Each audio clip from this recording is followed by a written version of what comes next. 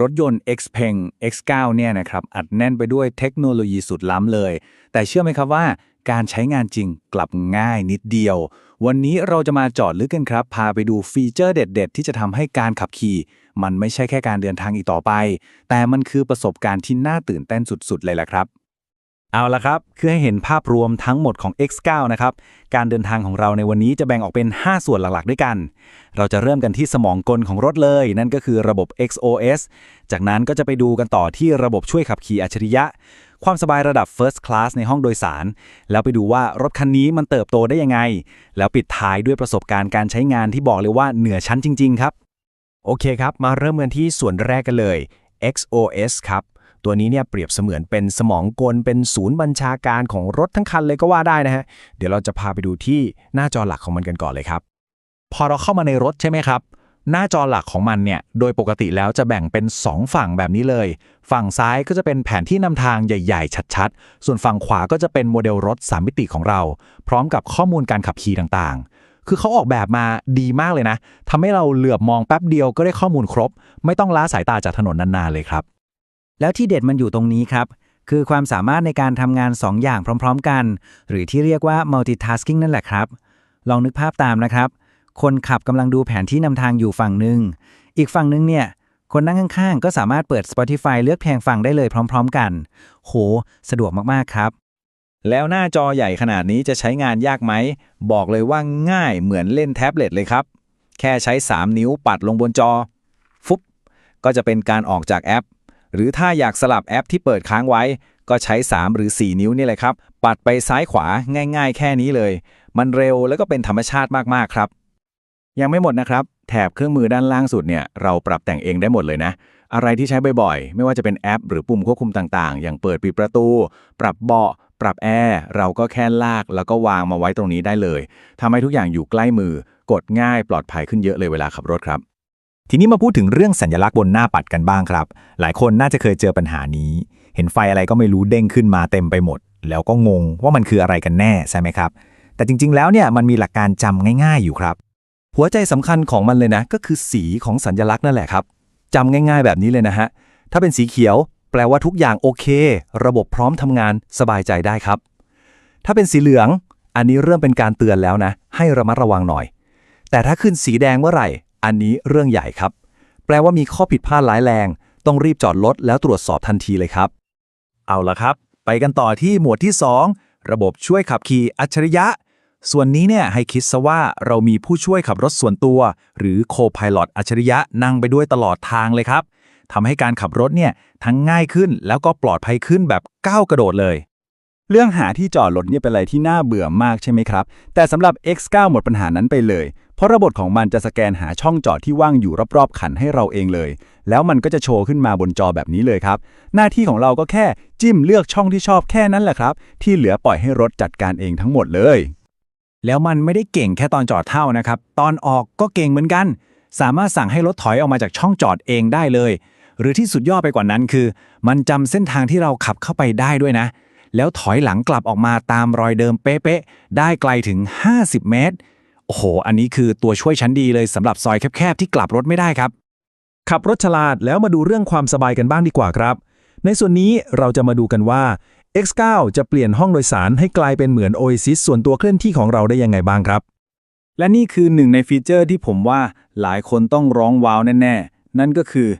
ตู้เย็นไฟฟ้าในรถครับใช่ครับฟังไม่ผิดมีตู้เย็นมาให้เลยและดูสิครับหน้าจอควบคุมของเขาก็ออกแบบมาได้ดูดีใช้งานง่ายมากๆที่มันพีคกว่านั้นก็คือตู้เย็นอันนี้เนี่ยทำความเย็นได้ต่ำสุดถึง0 องศาเซลเซียสเลยนะครับ0 องศาเลยคือเย็นเจี๊ยบเหมือนแช่ในช่องฟรีซเลยครับเดินทางไกลๆนี่มีเครื่องดื่มเย็นๆชื่นใจตลอดทางแน่นอนและถ้าพูดถึงความสบายจะไม่พูดถึงเจ้านี่ไม่ได้เลยครับเบาะนั่งแถว2แบบ Zero Gravity แค่กดปุ่มเดียวเท่านั้นแหละครับเบาะมันจะปรับเอนไปอยู่ในตำแหน่งที่ร่างกายของเราจะรู้สึกผ่อนคลายที่สุดรองรับทุกส่วนของสรีระได้แบบพอดีเป๊ะ Feeling มันจะเหมือนกับเรากำลังลอยตัวอยู่ในสภาวะไร้แรงโน้มถ่วงเลยละครับสุดยอดจริงๆมาถึงหัวข้อที่4กันครับหัวข้อนี้เจ๋งมากนั่นคือคอนเซปต์ของรถยนต์ที่เติบโตได้ครับมันเป็นยังไงมันก็คือรถคันนี้ จะไม่ได้หยุดอยู่แค่วันที่เราซื้อมันมานะครับแต่มันจะฉลาดขึ้นเรื่อยๆมีฟีเจอร์ใหม่ๆเพิ่มเข้ามาตลอดเวลาไม่ต่างจากสมาร์ทโฟนที่เราใช้กันอยู่เลยครับแล้วมันทำได้ยังไงคำตอบก็คือผ่านระบบที่เรียกว่า over the air หรือ OTA ครับพูดง่ายๆคือมันคือการอัปเดตซอฟต์แวร์ผ่านอินเทอร์เน็ตไร้สายที่ส่งตรงมาที่รถของเราเลยครับทำให้เราได้ใช้ฟีเจอร์ใหม่ๆได้รับการปรับปรุงต่างๆโดยที่เราไม่ต้องเสียเวลาเอารถเข้าศูนย์บริการเลยแม้แต่น้อยในคู่มือการใช้งานของเขาก็เขียนไว้ชัดเจนเลยนะครับว่า XPENG X9 รองรับการอัปเกรดซอฟต์แวร์ผ่านระบบ OTA ซึ่งหมายความว่าฟีเจอร์และการตั้งค่าต่างๆอาจมีการอัปเดตอย่างต่อเนื่องนี่แหละครับคือการยืนยันเลยว่ารถคันนี้ถูกสร้างมาเพื่ออนาคตจริงๆไม่ตกรุ่นง่ายๆแน่นอนและแล้วก็มาถึงส่วนสุดท้ายกันแล้วนะครับในส่วนนี้เราจะมาดูกันครับว่า XPENG X9 คันนี้มันทำอะไรได้มากกว่าการเป็นแค่รถยนต์ที่เราเคยรู้จักกันซึ่งผมบอกได้เลยว่ามันจะเปลี่ยนความคิดที่ว่ารถยนต์ทำอะไรได้บ้างไปเลยแหละครับเคยคิดกันเล่นๆไหมครับว่าถ้าเกิดรถยนต์ของเราสามารถกลายเป็น power bank ยักษ์ได้มันจะดีแค่ไหนตอนนี้ความคิดนั้นมันกลายเป็นเรื่องจริงแล้วครับคำตอบก็คือทำได้ครับแล้วไม่ใช่ power bank ธรรมดาด้วยนะเพราะ X9 สามารถจ่ายไฟออกมาได้สูงสุดถึง 3.3 กิโลวัตต์ 3.3 กิโลวัตต์เลยนะครับคือนี่มันเป็นกำลังไฟที่สูงมากสูงพอๆกับหรืออาจจะมากกว่าปลั๊กไฟในบ้านบางที่ซะอีกนะครับเนี่ยแล้วไฟเยอะขนาดนี้เอาไปทำอะไรได้บ้างโอ้โหเยอะเลยครับจะเอาไปเสียบเครื่องใช้ไฟฟ้าตอนไปแคมปิ้งก็ได้จะเอาไปจ่ายไฟให้สว่างหรือเครื่องมือช่างที่หน้างานก็สบายหรือจะชาร์จอุปกรณ์ไฟฟ้าอื่นๆหรือแม้กระทั่งใช้เป็นไฟสำรองฉุกเฉินให้บ้านทั้งหลังตอนไฟดับก็ยังได้เลยฟังก์ชันนี้เขาเรียกว่า Vehicle to Load หรือ V2L ครับมันทำให้ X9 เป็นอะไรที่มากกว่าแค่รถยนต์จริงๆทั้งหมดที่เราดูกันมาในวันนี้มันก็ได้ไม่เห็นภาพชัดเจนเลยใช่ไหมครับว่า XPENG X9 ไม่ใช่แค่รถยนต์แต่มันคืออุปกรณ์อัจฉริยะที่พร้อมจะเติบโตและพัฒนาไปพร้อมๆกับเราและนั่นก็นำมาสู่คำถามสุดท้ายที่น่าคิดตามมากๆเลยครับว่าในเมื่อความฉลาดของรถยนต์มันไร้ขีดจำกัดแบบนี้การเดินทางครั้งต่อไปของเราในอนาคตจะมีหน้าตาเป็นอย่างไร Welcome to the Explainer. You know that thick book that lives in your glove compartment, the one you probably never open?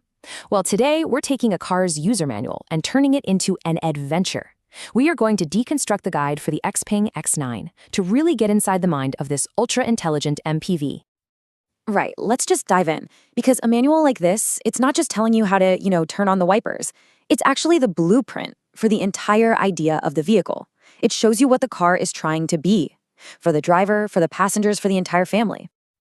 So here's how we're going to do this. We're going to walk through it just like a new owner would. We'll start with that first impression from the outside, then we'll dive into the digital brain inside. We'll look at its role as a co-pilot, see how it transforms into a family lounge, and then we'll get into the nitty-gritty of what it's like to live with every day. Okay, first things first, let's meet this thing. And right away, the manual doesn't just call it a car. The phrase they use over and over is ultra-intelligent. Now that sets a pretty high bar right from the get-go. And this intelligence, it really does start before you even climb inside. You've got features like these anti-pinch sliding doors, hidden handles, but it's things like the air suspension and especially the rear-wheel steering, they're all little clues. They're telling you that this whole machine was designed around the technology first, not as an afterthought. All right, let's step inside because all that cool exterior stuff leads us to the vehicle's brain, the operating system, XOS. Think of this as the central nervous system that runs absolutely everything inside the X9. And the heart of it all is this massive central screen, the CID, all running on XOS. You really have to stop thinking of this like a car stereo. It's not. It's much more like a powerful, custom-built tablet that's perfectly integrated into the dashboard. And you can see how XOS is built to be flexible. You can do split-screen multitasking, so the driver can have maps up while a passenger chooses music. You can use finger gestures, customize the taskbar. It's all designed to adapt to your habits, to be personal. And this is a perfect example of the whole philosophy. Customizing your entire user interface, that sounds complicated, right? But the manual breaks it down into 4 simple steps.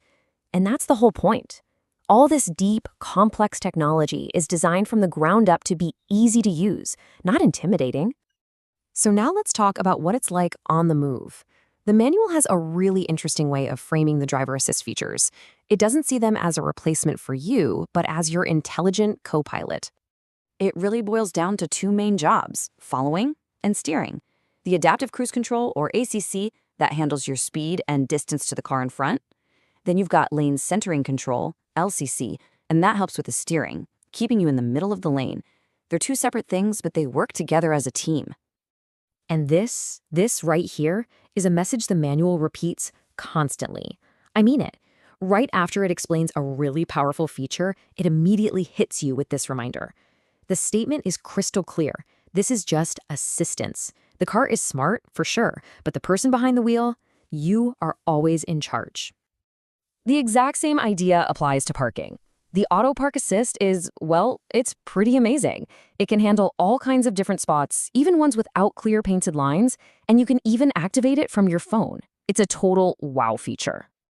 And are you noticing the pattern here? Right after that wow moment, the manual immediately grounds you with a reality check. And this theme runs through the entire guide. The technology is here to empower you, to make you a better driver, but it never, ever replaces you. So we've talked a lot about the driver, but now let's shift our focus to what really makes an MPV special, the passengers. And the X9 is positioned as nothing less than the ultimate family lounge on wheels. And here's Exhibit A, Zero Gravity Mode. Now, this is not just a fancy reclining seat. The entire seat articulates, moves to a very specific position that's designed to distribute your weight perfectly and take all the pressure off your spine. I mean, this is comfort you'd expect from a high-end massage chair, not a car. And this table really tells the whole story. The second row is basically a luxury suite. You've got your own screen, your own climate controls. But what's really important is that the third row isn't an afterthought. It's a fully equipped space, too. They've really thought about every single person in the car. All right, finally, let's get down to the practical stuff. How does all this intelligence actually fit into your real day-to-day life? This last section is all about power, practicality, and everyday use. Managing power is obviously a huge part of owning an EV, and the manual details some really smart features. You can set charging limits to protect your battery's health over time, you can plan long road trips with charging stops automatically included, and you can even use the car as a giant power bank for other devices. That's called V2L, or Vehicle to Load. Here's one of those small details that just says so much about practicality. The built-in refrigerator, well, it isn't just a cooler. It can also heat things up to 50 degrees Celsius. That is a massive range, so you can keep drinks ice cold or keep your food warm on a long drive. You know, over-the-air updates are what keep a modern car feeling new. But, again, the manual is very clear about your responsibilities. You need to have enough battery power, you can't use or charge the car while it's happening, and you have to understand that once an update is installed, it's a one-way street. There's no going back. And just to give you a sense of scale, here are the raw numbers. We're talking about a vehicle that's nearly 5.3 meters long. This is a big, substantial machine. All that amazing interior space and tech is housed in a very commanding presence on the road. So, after going through this whole manual, what have we learned? It's so much more than just a set of instructions. It's really the blueprint for a machine that's designed to assist you, to comfort you, and to entertain you. And that brings us back to the big question. It's not just about what the car can do anymore. It's about how our relationship with the car changes. As our vehicles become this ultra-intelligent, what does that really mean for our role as the driver? It's definitely something to think about.